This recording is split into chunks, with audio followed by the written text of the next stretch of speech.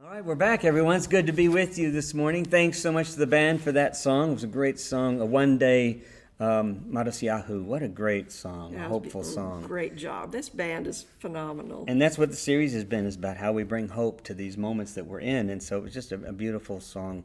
Thank you, band. And then it's good to have you with us again. Nice to have you with me. For this last in the series of the 6 virtues that bring hope and interest to times that seem otherwise. And interesting times, yes. Continue to seem otherwise, don't they? And tell them why we're where we are. Oh, we are back in northern Michigan. Tom went home for a couple of weeks and was filming from there, and now he is back because we are technically on vacation, but After not today.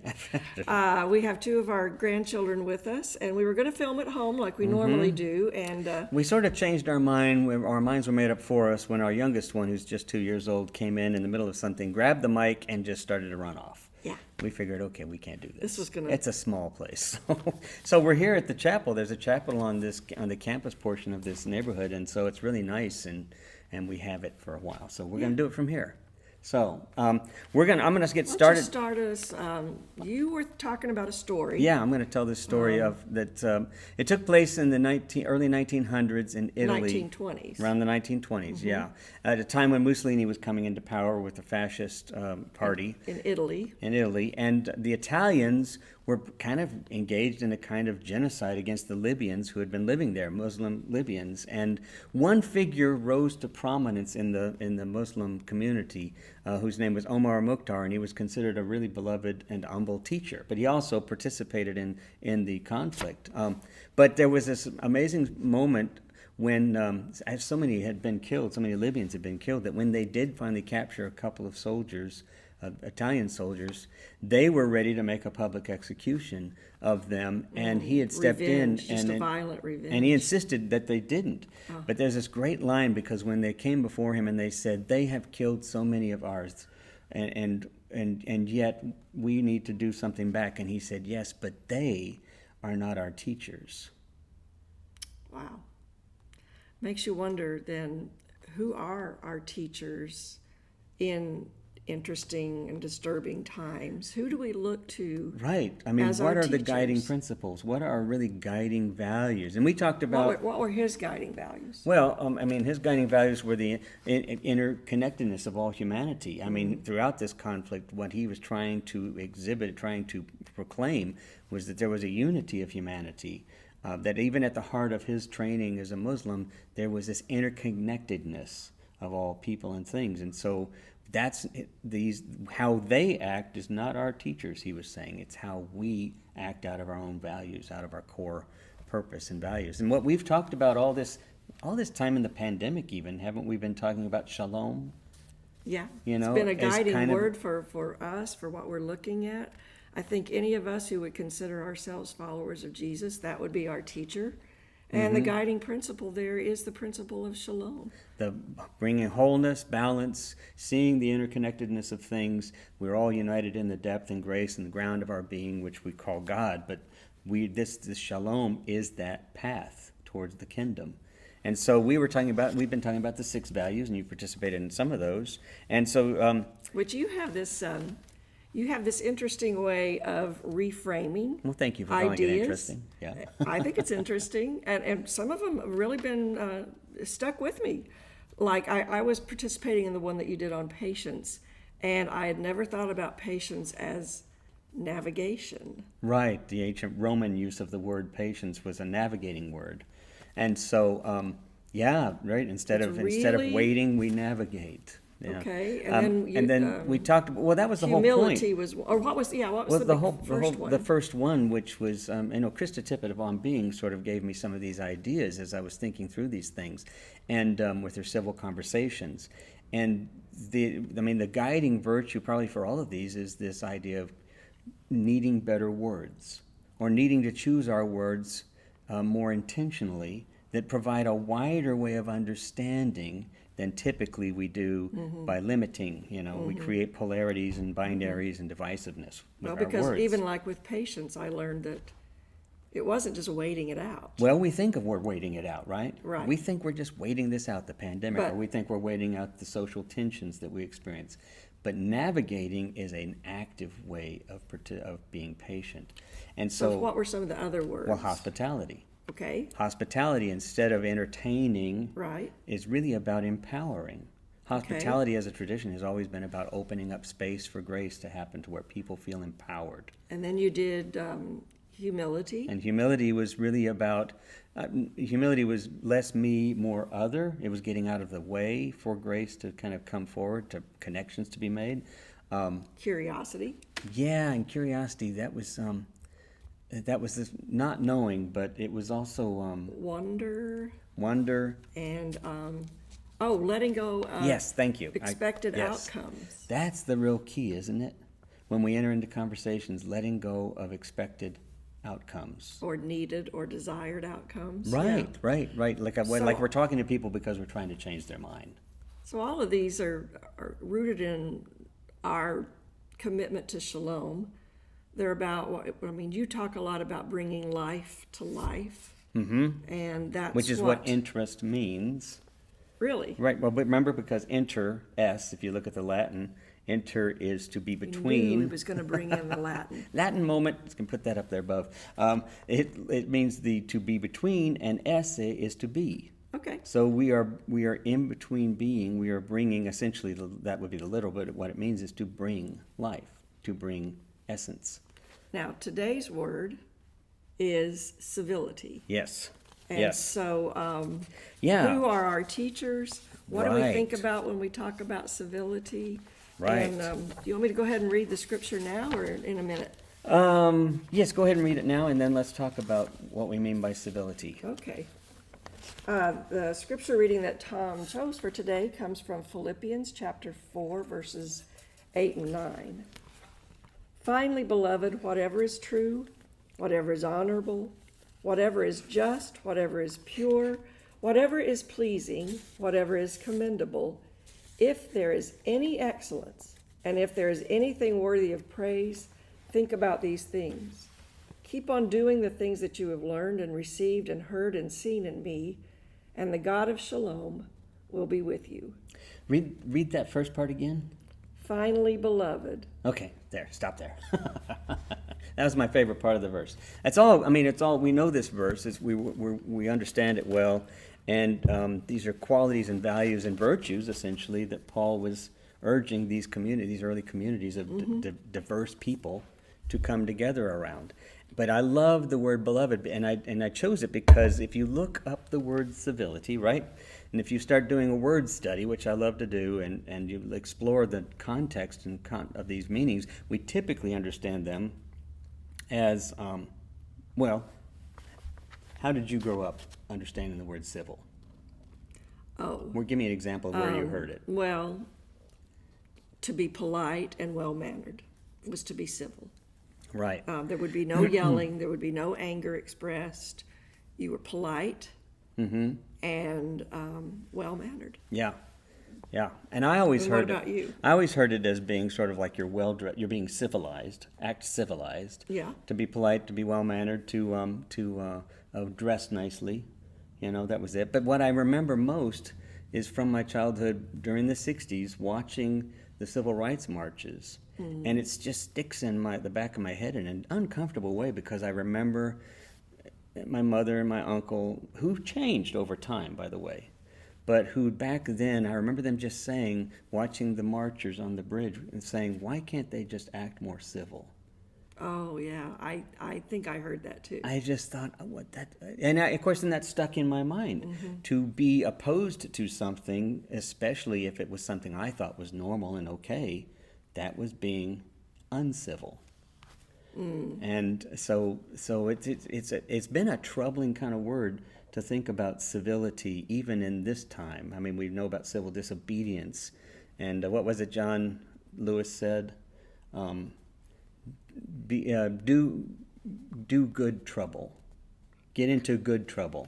Good trouble? Get into good trouble. Okay, how does that relate to civility? Well, because civil disobedience, which of course was what the marches were all about, and even what Black Lives Matters are about, is that civil disobedience. But I think when you look at the word civil, spoiler alert, it's not being disobedient at all. It's being what civil is really about. Disobedient or obedient? It's being obedient to civil if we really think about what it's about. And that's what I'm confusing you. But if you look up the root word to civil, it doesn't simply mean, that's a later understanding of civility. The root word of civil, you go way back to what we call the Proto-Indo-European roots, which is sort of first usages of this word. Well, I do that all the You know, time. you can see that when you go to etymology. I had to go look it up. What does that PIE stand for? But if you look at its earliest roots, civil meant beloved. Civil meant Civil? those we hold. It was rooted to city, and city is those we hold dear. City is community. City is this community of. Well, that's what Paul would have meant in Philippians when he Exactly. said beloved. Right. Because that's the beloved community. He's essentially saying, get along. That's the bigger But is picture that- is to get along, because the But bigger. is getting along being polite and well-mannered? No, because sometimes being beloved means we hold one another accountable for the bigger picture, the bigger idea of shalom. Okay, I got to think about that one because if you said, now we need to get along, I think a lot of us just think we need to be more passive or quiet Right. or Good just point. agree, Good point. and we don't want to deal with some of the more difficult issues. So we're being civil when we're being polite Yeah. and well-mannered, and the opposite of that is not what civil is either. It's not being hateful or attacking other No, people. and that's that thing that I sometimes when we hear the word civil, I have troubles with this word, and because I often think of being civil, it's kind of got a meekness to it. The word has sort of a meek quality. Civilized society Yes, proper. is proper. But proper according to who, right? I mean, so when you look at what civil means, is the city of the beloved, essentially, is what I would like to call it, is that we have this bigger vision of this interconnectedness that we share. Okay. And that becomes how we participate in civility. We hold these truths how to do be we- self-evident, right? We hold these, I mean, that's part of our Constitution even, Right. is being a civil society. It's not being polite. It's holding these truths to be self-evident, And ensuring them, I guess, for others. ensuring them for others. People have always talked, and I'm jumping around here, but people have always talked about individualism and individual rights. Mm-hmm. The giveaway is we We the people, hold these truths. The giveaway is we. So yeah, we have individual rights. They're always in relationship to one another. That's why these virtues are so important. So to be civil is to consider the needs of the entire community, my freedoms, and how others are impacted for the good of the whole. For the good of the whole. Okay. Yeah. Okay. So, and to do that, however, is challenging. I mean, how do we practice that kind of civility? Right? I mean, How some of do these we? virtues talk about Okay, that. how do I attack things that I think are wrong? Attack. Maybe right there's a giveaway. Well- How do I deal with things that I feel are wrong? How am I to be civil and also change things for the better? There are things that just need to be addressed. They're wrong. So how are we to be civil? Right. It's such a hard thing to hold that in balance, in that tension. But to approach it in a binary fashion does nothing because of echo chambers, right? Because Okay, tell me what you mean by binary fashion. okay, so Like it's either us or? versus them, Okay. either or. We're Okay. wrong, you're right. You're wrong, we're right. And so And I've heard you talk about echo chambers before, right. so And we all we all live in echo chambers. We all gravitate towards people who think like us, talk like us, reinforce and reaffirm what we think. Yeah. And that's all part of both our neurology, because it's comforting, but it's also part of what satisfies us. So for one thing, I'm more comfortable with people who agree with me. There's not the tension, and also it reinforces me. so that's It when actually makes my opinions even more strong, and it's the Absolutely. we-they thing becomes very clear-cut. Absolutely. And then sometimes that's important. We need that security. That's not to say we don't need that security. We have, but what we have to recognize is this civil part of this whole process is really about the bigger picture.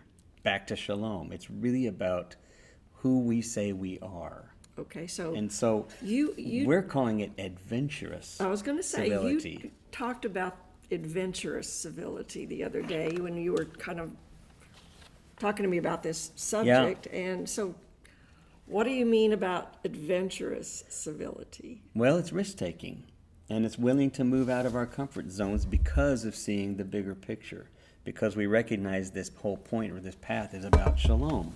And we recognize that ultimately our future, our lives are better, and our future generations are better when we practice out of a mindset of shalom, out of a mindset of wholeness. And So how is that bringing balance. adventurous? Have you tried to talk to somebody with whom you disagree vehemently? Have you jumped off of a cliff? Sometimes talking to someone who completely disagrees with us or who is so vehemently opposed to what we think and just rabid about their opinion, that's scary. It's scary, and because I was raised to be polite and well-mannered, but I'm also argumentative. It's a temptation to just get in there and argue with them and get Yes. mad at them, Yeah. or just simply acquiesce.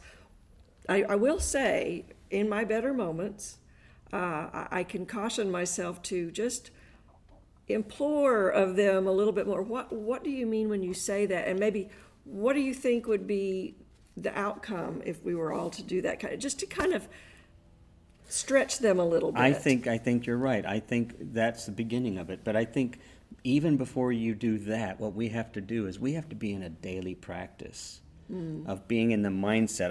We have to intentionality. We have to be very intentional about why we're doing what we're doing, who we are in these. Just like Omar Mukhtar, when he said, "Those aren't our teachers." We have to be very intentional about who are our teachers then. Is a binary reality our teacher? But they could get me fired up. Someone with whom I agree, who is a dynamic speaker, can kind of get me fired up. And then I feel kind of self-righteous and I feel empowered. Yeah. And yet, when I see that happening on the other side, maybe people I don't agree with, well, then I think they're just being sheep and they're just reacting out of passion. But I'm doing the same thing. Yes, right. We end up doing the same thing. But what's adventurous about that? I'm still going to go back to that adventurous Well, part. because I think the adventurous part is well, number one, it's different. It's not our normal way of being. Okay. We are challenged to step out of our normal way of being, and we have to do it daily because it is challenging. Oh, It is yeah. challenging. The very thought of entering into these things. I mean, I could just hear friends of mine saying, like, "Why would I do that? Why would I waste my time?" Right? Well, why would you waste Why your time? would you waste your time? Is it a Because- waste of time? Because the bigger vision, I believe that's what we're called to be about, is this bigger vision of the future of humanity and the interconnectedness and interrelatedness of our presence in this world. Okay, You and so- I are not going to change it, but remember, one of the things that civility requires, I think, this new way of seeing civility, is we talked about this early on with hospitality and that story about the Nazi, neo-Nazi, who went and worked with a Jewish dealer, Right, antiques dealer. right. And we talked about, well, he changed, right? He changed in the presence of that dealer, but then we said, yeah, but that's not when it happened. It happened over time, because every person he was opposed to or that he felt were lesser than him, blacks, Latino, whoever, some of those people showed him hospitality. It's true. Started breaking it down Started slowly. breaking down, and over time the whole house of cards began to fall apart. But that was the final event that sort of broke it open for him. But it happened. It was the long view. Okay, I really do think that one of the primary qualities of being Christian, followers of Jesus, is that we see the bigger picture. We see the long view. We have to see the bigger ourselves picture, yeah. as part of something much bigger. Absolutely. That's, Or we're going to get stuck in our own the only little other small option is world. our small world. I think you're right. Binary, us versus them, or protecting ourselves. Or, That's really my only a source lot of of us hope. have the resources for hiding out. That's true. And staying in our echo chambers or staying in our groups. But God, that is so true. That Yeah. is very easy for me to just stay with people, like-minded people, shut off the television, Don't talk to those who disagree with me. Only go out with other people that think just like me. And God, that is so easy to do. So part of it then is this intentionality of what we're literally creating the space before we arrive How? What do you? by being intentional about who we see ourselves as and Okay. that we're going to, for example, practice these virtues. We're going to let go of the expected outcome. We're going to bring curiosity to the moment. We're going to try to understand, as we talked about with listening, we stand in the midst of, as opposed to we stand on this side of, you know? I mean, all of these things are adventurous paths towards greater civility. That takes courage. It takes daily practice. Okay. You don't go out in the I'm going to get football here with you. You don't go out in the. You're going to get football. I'm going to get all with me. footbally with you. You don't go out into the field and never have practice and never have built up your training and executed different patterns and responses, and then just go out there and hit the wall of players, right? Oh, but Adventure means you that is how train. so many of us approach life. Well, yeah, We because just go out and it's just knee jerk. and what happens? We just reinforce that same pattern of, I'm not doing that again. I don't have anything to do with those people because they are that way. So we have to cultivate our life. And we have to recognize people are more than one-dimensional. You know what? This last couple of weeks, we got involved with selling, we got involved in selling things, online, and with like through our neighborhood apps here, we found furniture we were looking for. Oh, yeah. There's And nothing in our cottage that's new. That's Everything's everything's come from recycled and neighborhood apps. secondhand, and yeah. It's been fun. It's been fun, and we've met people, and I remember telling Oh, you, yeah. we've met people that we've left going, I bet you if we brought up politics, We'd be very different. they may not have even have sold the stuff to us. Right. Right? But we existed without it. We coexisted. If we couldn't have coexisted if we brought up politics. Yeah, but I But remember we one coexisted without it. Yeah, one couple we brought up music, and it was amazing. We had a great conversation about Right. music. He was in a band. Yes. You played instruments. It was Right. just really lovely. I think somebody we talked to had camp experiences, and I shared some other. I mean, we found so many places to connect with, but the problem was, the reality was we didn't go in there with this defensiveness, and we let go of expected outcomes with regard to politics. Because if we went in there with if these are people who support so and so, then we're just not going to go. Then we wouldn't. It was right? tempting. It was It's probably better that we didn't. But that's part of that process of being self-aware and practicing this kind of thing daily. Like, think about how many times you get online with your emails, and and it doesn't even have to be political. It could be staff related. It could be interpersonal with staff. It could be family related. Anytime we make a text or we get on there, we sort of just respond. We react. We don't really intentionally think about the space we're about to enter into.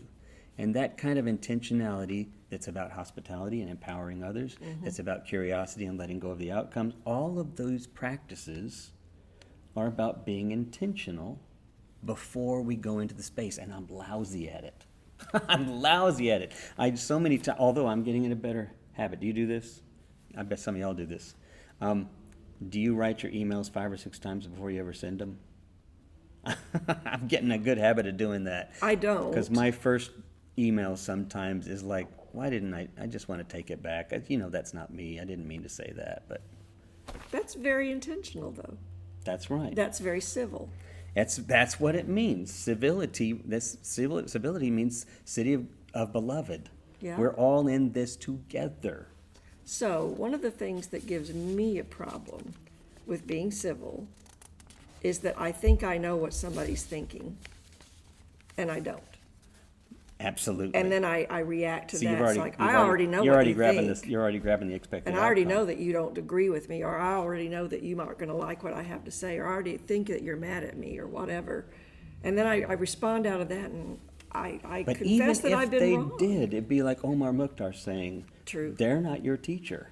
That behavior is not your teacher. Your teacher is this deeper value that recognizes the interconnectedness of all things, that shalom that we are striving for. That's following Jesus' teachings. That's our teacher. So, sure, yeah, we just have to ask ourselves, wait a minute, is this our teacher? or what is our teacher? That's that intentionality of setting up the space mentally. And we can do it daily. We can literally make this a daily practice with every email or every conversation, or even just like literally before you walk into a store, you tell yourself, I'm going to look for, my connectedness with others, right? Yeah. I'm shopping, I'm standing in line. If I just turned around and talked to somebody, I could look at them and go, ooh, no. Not my people. No. Not my beloved community. But then you might ask a question and suddenly discover, oh, we have things in common. We're Yeah. bigger than each other's, what we see. We're bigger than those first impressions. So what is for lack of a better word, what is my witness? How does my faith speak to that?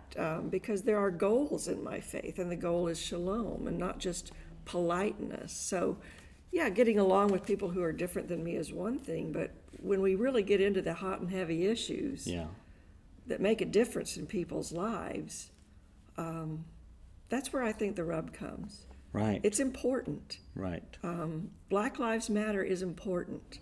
Absolutely. And I don't This want to does just not mean, tolerate somebody this else. tolerating is not what this is about. Okay. This is about seeing what's possible beyond what we see. But it doesn't mean that's why John Lewis said, get into good trouble. We have to participate in doing things that are right. So there is a time. Because what's right for the bigger vision? If somebody's oppressing somebody else, that's not a part of the bigger vision of So shalom. sometimes civility can be Speaking truth to power, speaking bold bold, yeah, and courageous. absolutely has to be. And But it has to maybe be. even some But pain. it has to be, but it can never let go. Oh, a righteous anger kind of thing. But it can't let go of the bigger vision that recognizes you're still part of the bigger family. You just don't see it right now.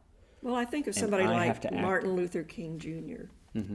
I think he was a really good model of a teacher of civility.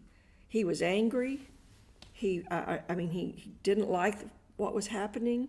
He wanted it to change. Yet he did so in such a way that it empowered people. Yeah. And it broke down walls. And it took a long time. It is still taking a long time. Right. It's part of the bigger picture, isn't it? It is. And who are our teachers? Sometimes I think we look up to the people who are inspiring, and they get us all revved up about something, but I'm not sure those are our best teachers for civility. Well, if you think about our teachers, media has been our teachers in good ways and in bad ways, right? And so we have to recognize that our teachers really revolve around this idea of shalom and what's been a part of what we think is the best vision for humanity. And so I wanted to read this. This is something I read from a writer that I just saw recently, and I love her writing. Her name is Sabine Selassie, Okay. and she wrote a book entitled "We Belong." She's an Ethiopian-born American, Oh, yeah. and Okay. just a great book, "The We Belong." But the whole book is sort of, and she calls herself a black immigrant Buddhist geek. Okay. And So what was the quote? But this is what she says. I'll tell you really quickly. She said, "Inherently, if we feel separate, and that may be part of our problem. Inherently, if we feel separate, we are going to go into domination patterns. We will fall into them. That is the culture we're steeped in. We're steeped in a culture of comparison, competition, and hierarchy." Yeah. Right? And if we inherently feel that, then we fall into those patterns. We have to be intentional. That's what civil means. It's not being nice and polite. It's being intentionally defiant that we all belong together. Oh, that almost feels like an oxymoron. It feels, yeah, Intentionally defiant. right. We're defiant against this idea Defying that we're anything right. that separates us. So if Black Lives Matter, because we know we all belong together, right? We have to fight for that vision.